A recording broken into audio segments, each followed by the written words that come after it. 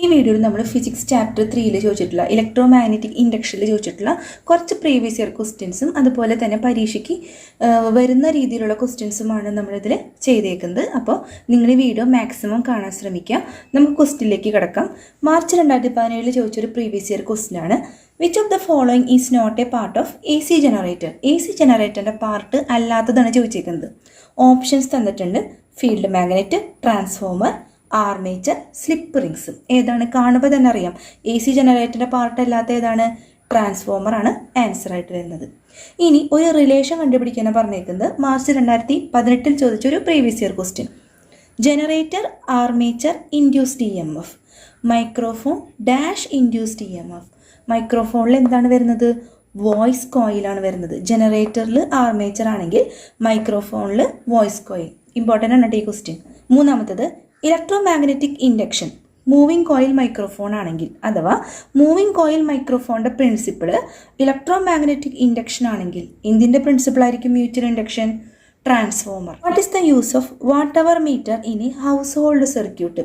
ഒരു ഹൗസ് ഹോൾഡിൽ അല്ലെങ്കിൽ ഹൗസ് ഹോൾഡ് സർക്യൂട്ടിൽ വാട്ട് അവർ മീറ്ററിൻ്റെ ഉപയോഗം എന്താണ്? To measure the amount of electrical energy used by the consumers. ആ വീട്ടിലുള്ള ആൾക്കാർ അല്ലെങ്കിൽ കൺസ്യൂമേഴ്സ് എത്രമാത്രം ഇലക്ട്രിക്കൽ എനർജി കൺസ്യൂം ചെയ്യുന്നുണ്ട് എന്ന് രേഖപ്പെടുത്തുന്നത് ആരാണ്? Watt hour meter. അപ്പോൾ ഇത് ഇലക്ട്രിസിറ്റി മെഷർ ചെയ്യാൻ വേണ്ടിയിട്ട് ഉപയോഗിക്കുന്ന ഒരു ഡിവൈസാണ്. മാർച്ച് 2019 ചോദിച്ച ഒരു പ്രീവിയസ് ഇയർ ക്വസ്റ്റ്യൻ ആണ്. ഇവിടെ ഒരു ഫിഗർ തന്നിട്ടുണ്ട്. Give the name of this configuration. ഈ ഫിഗറിൻ്റെ അല്ലെങ്കിൽ ഈ കോൺഫിഗറേഷൻ്റെ നെയിം എഴുതാനാണ് പറഞ്ഞേക്കുന്നത്. എന്തായിരിക്കും ഈ ഫിഗറിൽ സൂചിപ്പിക്കുന്നത്? സ്റ്റാർ കണക്ഷൻ ആയിരിക്കും ഈ ഫിഗർ സൂചിപ്പിക്കുന്നത്. What is the potential difference between two phase line? രണ്ട് ഫേസ് ലൈൻ തമ്മിലുള്ള പൊട്ടൻഷ്യൽ ഡിഫറൻസ് എത്രയാണ്?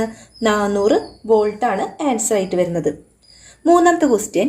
Y a person standing on earth do not get electrocuted when he comes in contact with the neutral line? അതായത് ഭൂമിയിൽ നിൽക്കുന്ന ഒരു മനുഷ്യൻ neutral ലൈനിൽ എന്തെങ്കിലും ഒരു കോണ്ടാക്ട് വന്നു നോക്കി, ഒന്നെങ്കിൽ അയാൾ അതുമ്പോൾ തൊടുകയോ അല്ലെങ്കിൽ അയാൾ കയറി ചവിട്ടുകയോ അല്ലെങ്കിൽ അയാളുടെ ബോഡി അതിലൊരു കോണ്ടാക്ട് വരികയോ എന്ത് ചെയ്താലും അയാൾക്ക് ഇലക്ട്രിക് ഷോക്ക് ഏൽക്കില്ല.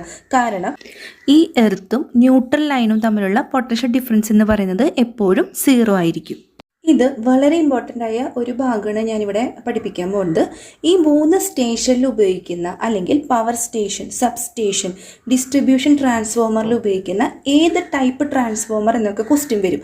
അതുപോലെ തന്നെ ഒരു ഫേസ് ലൈൻ, 2 ഫേസ് ലൈൻ തമ്മിലുള്ള പൊട്ടൻഷ്യൽ ഡിഫറൻസ്, ഒരു ന്യൂട്രൽ ലൈനും എർത്തും തമ്മിലുള്ള പൊട്ടൻഷ്യൽ ഡിഫറൻസ്, അതുപോലെ തന്നെ ഹൗസ് ഹോൾഡ് സർക്യൂട്ട്, ഇതിനെക്കുറിച്ചൊക്കെ ഒരുപാട് ക്വസ്റ്റ്യൻസ് SSLC എക്സാമിന് ചോദിച്ചു കണ്ടിട്ടുണ്ട്. അപ്പോൾ നമ്മൾ പഠിക്കേണ്ടത് പവർ സ്റ്റേഷനിൽ ഉപയോഗിക്കുന്ന ഏത് ടൈപ്പ് ട്രാൻസ്ഫോമറാണ് അല്ലെങ്കിൽ പവർ സ്റ്റേഷനിൽ ഏത് ടൈപ്പ് ട്രാൻസ്ഫോമറാണ് നമുക്ക് കാണാൻ കഴിയുക. പവർ സ്റ്റേഷനിൽ നമ്മൾ കാണുന്നത് സ്റ്റെപ്പ് അപ്പ് ട്രാൻസ്ഫോമറാണ്. Step up transformer. ഇനി സബ് സ്റ്റേഷനിലും ഡിസ്ട്രിബ്യൂഷൻ ട്രാൻസ്ഫോമറിലും നമ്മൾ കാണുന്നത് സ്റ്റെപ്പ് ഡൗൺ ട്രാൻസ്ഫോമറാണ് കേട്ടോ. പരീക്ഷയ്ക്ക് ചോദിക്കും കേട്ടോ. പവർ സ്റ്റേഷനിൽ ഉപയോഗിക്കുന്ന അല്ലെങ്കിൽ അവിടെ കാണുന്ന ട്രാൻസ്ഫോമർ ഏതാണെന്ന് ചോദിച്ചു കഴിഞ്ഞാൽ സ്റ്റെപ്പ് അപ്പ് ട്രാൻസ്ഫോമറും സബ് സ്റ്റേഷനിലും ഡിസ്ട്രിബ്യൂഷൻ ട്രാൻസ്ഫോമറായിട്ട് ഉപയോഗിക്കുന്നതും ഏത് ട്രാൻസ്ഫോമറാണ്? സ്റ്റെപ്പ് ഡൗൺ ട്രാൻസ്ഫോമറാണ്. ഇവിടെ ഡിസ്ട്രിബ്യൂഷൻ ട്രാൻസ്ഫോമറിൽ സ്റ്റെപ്പ് ഡൗൺ ട്രാൻസ്ഫോമറാണ് നമ്മൾ ഉപയോഗിക്കാമെന്ന് പറഞ്ഞു. ഇനി how many lines reach input? ഈ ട്രാൻസ്ഫോമറിൻ്റെ ഇൻപുട്ടിലേക്ക് എത്ര ലൈൻസ് വരുന്നു എന്നൊരു ക്വസ്റ്റ്യൻ ചോദിച്ചു കഴിഞ്ഞാൽ എത്ര ലൈൻസാണ് വരുന്നത്? 3 ലൈൻസാണ് ഈ ട്രാൻസ്ഫോമറിൻ്റെ ഇൻപുട്ടിലേക്ക് വരുന്നത്. ഇമ്പോർട്ടൻ്റ് ആണ് കേട്ടോ, നന്നായി പഠിക്കണം. ഈ ട്രാൻസ്ഫോമർ, സ്റ്റെപ്പ് ഡൗൺ ട്രാൻസ്ഫോമറിൻ്റെ ഇൻപുട്ടിലേക്ക് 3 ടൈപ്പ് ഓഫ് ലൈൻസാണ് വരുന്നത്. അതിൽ ഓരോ ലൈൻസിൻ്റെയും പൊട്ടൻഷ്യൽ ഡിഫറൻസ് എന്ന് പറയുന്നത് 400 വോൾട്ടാണ്. ചോദിക്കും ഓരോ ലൈനിൻ്റെയും പൊട്ടൻഷ്യൽ ഡിഫറൻസ്, ഈച്ച് ലൈനിൻ്റെ പൊട്ടൻഷ്യൽ ഡിഫറൻസ് എത്രയാണെന്ന് ചോദിച്ചു കഴിഞ്ഞാൽ 400 വോൾട്ടാണ്. അതുപോലെ തന്നെ ഔട്ട് ഓഫ് ഡിസ്ട്രിബ്യൂഷൻ, ഈ ട്രാൻസ്ഫോമറിൻ്റെ ഔട്ടിൽ നിന്ന്, അതായത് പുറത്തേക്ക് പോകുന്ന ലൈൻ എത്രയൊക്കെയാണെന്ന് ചോദിച്ചു കഴിഞ്ഞാൽ 4 ലൈൻസ് പറയുന്നുണ്ട്. 4 ലൈൻസ്. അതിൽ 3 ഫേസും 1 ന്യൂട്രലാണ്. അപ്പോൾ ഉള്ളിലേക്ക് ഇൻപുട്ടിലേക്ക് പോകുന്നത് 3 ലൈൻസും ഔട്ട് ഓഫ് ഡിസ്ട്രിബ്യൂഷൻ ഔട്ടിലേക്ക് പോകുന്നത് 4 ലൈൻസാണ്. അതിൽ 3 ഫേസും 1 ന്യൂട്രലാണ്. ഈ 3 ഭാഗം വളരെ ഇമ്പോർട്ടൻ്റ് ആയ ഒരു സംഭവമാണ് അടുത്തത് പഠിക്കാൻ പോകുന്നത്. Potential difference between 2 phase line, potential difference between earth and neutral, potential difference between phase and neutral. Potential difference between രണ്ട് ഫേസ് ലൈൻ്റെ പൊട്ടൻഷ്യൽ ഡിഫറൻസ് എത്രയും ചോദിച്ചു കഴിഞ്ഞാൽ എത്രയാണ്? 400 വോൾട്ടാണ്. രണ്ട് ഫേസ് ലൈൻ്റെ പൊട്ടൻഷ്യൽ ഡിഫറൻസ് എത്രയാണെന്ന് പരീക്ഷയ്ക്ക് ചോദിച്ചു കഴിഞ്ഞാൽ 400 വോൾട്ടാണ്. അതുപോലെ തന്നെ എർത്തും ന്യൂട്രൽ ലൈനും തമ്മിലുള്ള പൊട്ടൻഷ്യൽ ഡിഫറൻസ് നമ്മൾ നേരത്തെ തൊട്ട് മുമ്പിലത്തെ വീഡിയോയിൽ പറഞ്ഞിട്ടുണ്ടായിരുന്നു. ഒരു പേഴ്സൺ ന്യൂട്രൽ ലൈനുമ്പോൾ തൊട്ടാലും അയാൾക്ക് ഷോക്ക് ഏൽക്കുന്നില്ല. എന്തുകൊണ്ടാണ്?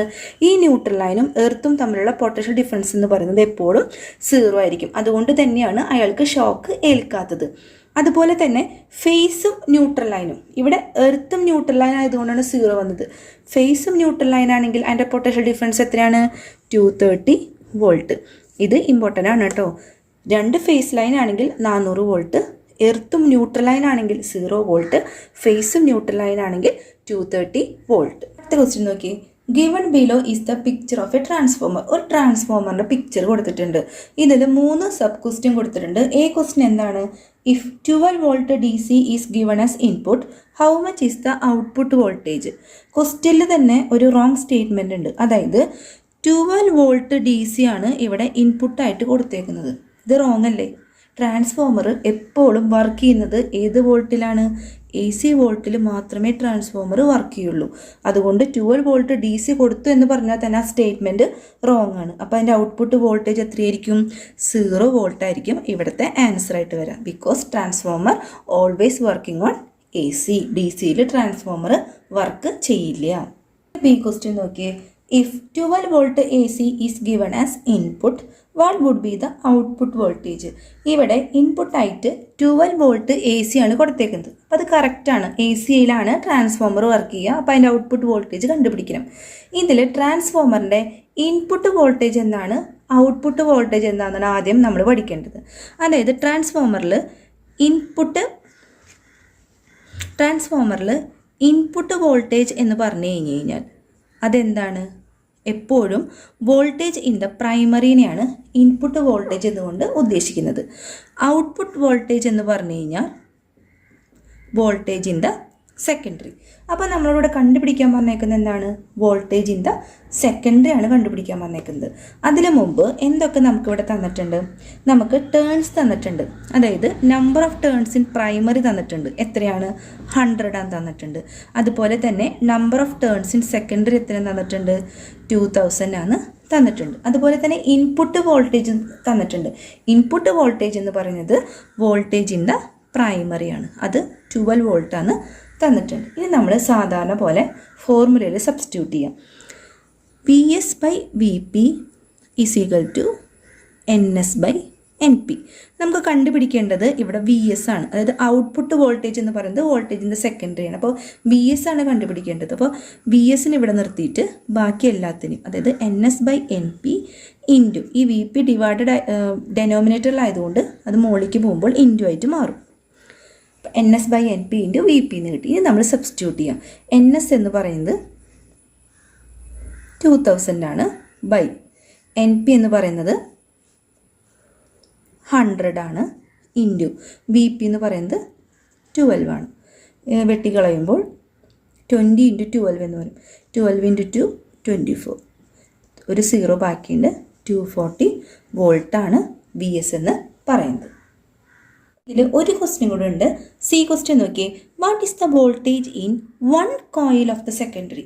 സെക്കൻഡറിയിലെ ഒരു കോയിലുള്ള വോൾട്ടേജ് എത്രയാണെന്നാണ് കണ്ടുപിടിക്കാൻ പറഞ്ഞേക്കുന്നത്. നമ്മൾ നേരത്തെ വീഡിയോസിലൊക്കെ ചെയ്തിട്ടുണ്ടായിരുന്നു. Voltage in the 1 coil of the secondary എന്ന് പറയുന്നത് VS = NS × E. അതായത് EMF ഇൻ 1 കോയിൽ, അതാണ് E എന്നുകൊണ്ട് ഉദ്ദേശിക്കുന്നത്. EMF അല്ലെങ്കിൽ വോൾട്ടേജ് ഇൻ 1 കോയിൽ എന്ന് പറഞ്ഞു കഴിഞ്ഞാൽ സെക്കൻഡറിയിലായതുകൊണ്ട് voltage in the secondary = number of turns in the secondary into EMF in the 1 coil. നമുക്ക് VSഉം NSഉം നമുക്കിവിടെ അറിയാം. അപ്പോൾ E കണ്ടുപിടിക്കാൻ ഒരു ബുദ്ധിമുട്ടുമില്ല. അപ്പോൾ Eന് ഇവിടെ നിർത്തിയിട്ട് VS ഈ NS അടിയിലേക്ക് പോകും. അങ്ങനെയാണ് കണ്ടുപിടിക്കുക. ഇനി നമുക്ക് വേണമെങ്കിൽ തിരിച്ചെഴുതാം. E = VS/NS. VS നമുക്ക് നേരത്തെ എത്ര കിട്ടിയത്? 240 വോൾട്ടാണ് നമുക്ക് കിട്ടിയിരുന്നു. Divided by number of turns in secondary എത്രയാണ്? 2000. അപ്പോൾ വെട്ടിച്ചെറുതാക്കുമ്പോൾ 12, 100, 6, 50, 3, 25. 3 ഡിവൈഡഡ് ബൈ 25 എന്ന് പറയുന്നത് 0.12 വോൾട്ടാണ്. അപ്പോൾ 1 കോയിൽ ഓഫ് സെക്കൻഡറിയിൽ സെക്കൻഡറിയിലെ ഒരു കോയിലുള്ള EMF അഥവാ വോൾട്ടേജ് എന്ന് പറയുന്നത് 0.12 വോൾട്ടാണ്. നിങ്ങൾക്ക് ഈ വീഡിയോ ഇഷ്ടപ്പെട്ടാൽ ലൈക്ക് ചെയ്യാനും സബ്സ്ക്രൈബ് ചെയ്യാനും മറക്കരുത്. എന്തെങ്കിലും സജഷൻ ഉണ്ടെങ്കിൽ കമൻറ്റ് ചെയ്യാനും മറക്കരുത്.